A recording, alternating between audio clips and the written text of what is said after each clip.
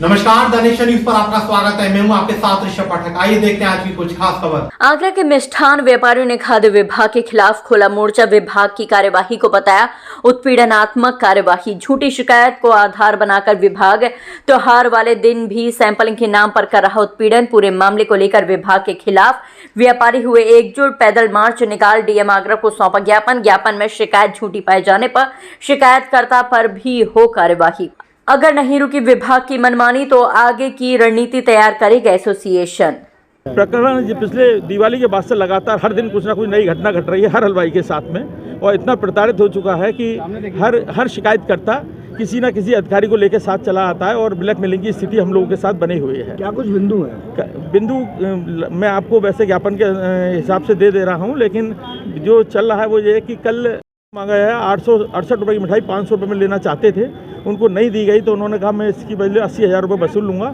और कल एक MP सिंह करके FSO हैं, उनको साथ लेके आए और ये धमकी देते हुए इस दुकान के सब सैंपल भर लिए जाएँ, और उस परिप्रेक्ष्य में एक सैंपल भरा भी जा रहा था। हम लोग सब एकत्रित होकर उस कार्यक्रम को रोकने का प्रयास किया, जो रुक गया, क्योंकि इस तरह की ब्लैकमेलिंग करते हुए वो वकील साहब सिगरेट पीते हुए अंदर शोरूम में जा रहे हैं, बाहर घूम रहे हैं और लेके इस तरह की धमकियां दे रहे हैं। और उसके प्रयास होने के बाद उनको वापस किया गया कि कंप्लेंट हो तो वो हमें दिखवाइए, जिससे कि हम उसका समाधान कर सकें।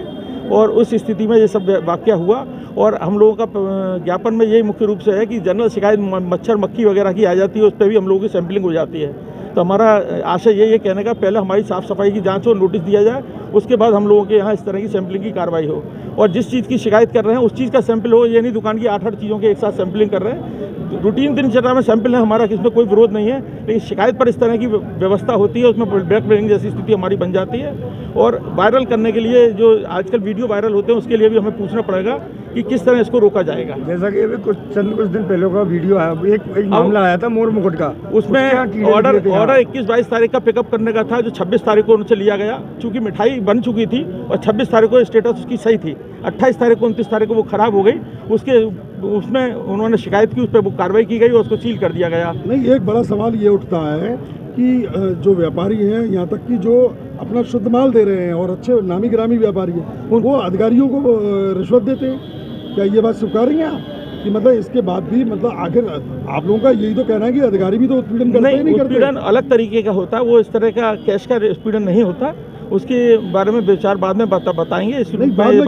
जब आप इतना प्रदर्शन कर रहे हैं व्यापारी नहीं, वो और दूसरे में प्रताड़ित होता है। साग पे बट्टा लगता है, साग पे जो बट्टा लगता है सैंपलिंग में, और मीडिया भी उसमें पहले हमें हाईलाइट कर देता है, जबकि उसकी जांच की रिपोर्ट नहीं आई होती है, और एक रिपोर्ट आई होती है, हमें 1 महीने का समय दिया जाता है इसके, उसको हम दोबारा जांच के लिए भेज सकें। जब तक वहाँ की जांच नहीं आ जाए और एक बार डिसाइड नहीं हो जाए सैंपल फेल है, उससे पहले मीडिया को, प्रिंट मीडिया को, इलेक्ट्रॉनिक मीडिया को नहीं देने चाहिए, और डिपार्टमेंट को भी नहीं। तो उसमें साफ दिखाई देता है? नहीं, साफ दिखाई नहीं देता। कीड़े में ये पहला फफूंद है, ये चीज साफ दिखाई देती है। अब नया चलन शुरू होने वाला है। फफूंद का कार्रवाई से पूछे कि ऑर्डर 21 तारीख को लेने का कहा है, वो 24 तारीख को ले रहा है। कोई 500 किलो मिठाई मैं एक दिन में बना के दे दूंगा, मेरी रूटीन में बिकेगी नहीं, और 26 तारीख को पिकअप कर रहा है, तो इसमें क्या हलवाई की गलती है? तो उसका जब दिया 26 तारीख को स्टेटस सही थी, 29 तारीख को खराब हो गई, तो उसमें क्या करा? बिल उसका 26 का है। हम जो कर रहे हैं के नाम पर किसी को अगर डिस्काउंट नहीं दिया जाएगा, कोई चतुर चालाक बन रहा है उसको डिस्काउंट नहीं दिया जाएगा, तो यहाँ पर अधिकारियों को लेके आ जाएगा, तो दुकानदार कैसे व्यापार करेगा?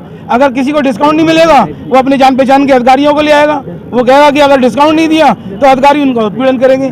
तो ये जो इस तरह की व्यवस्था है, ऐसे तो व्यापार करना भी दूभर हो जाएगा। क्या नाम है आपका? मेरा नाम रईस अग्रवाल है, और मैं आगरा व्यापार मंडल में उपाध्यक्ष हूँ, पेटा एसोसिएशन का अध्यक्ष हूँ, नेशनल चैम्बर को चेयरमैन हूँ, उत्तर प्रदेश उद्योग व्यापार मंडल में मंत्री हूँ। सवाल इस बात का है, उसके बावजूद मैंने उनको परिचय दिया कि भाई हम ऐसे ऐसे हैं। वो एक अधिवक्ता को साथ में लेकर के आए, 868 रुपये के 500 रुपये ना लेने के कारण इतनी बड़ी कार्रवाई को अंजाम देने का प्रयास किया गया, और खुद ये कहा गया कि 80,000 रुपये वसूल लेंगे अगर आपने नहीं दिए। तो अगर ये कैसे व्यापार होगा, जिसको अगर हम डिस्काउंट नहीं देंगे वही अधिकारियों से हमारा उत्पीड़न करा देगा।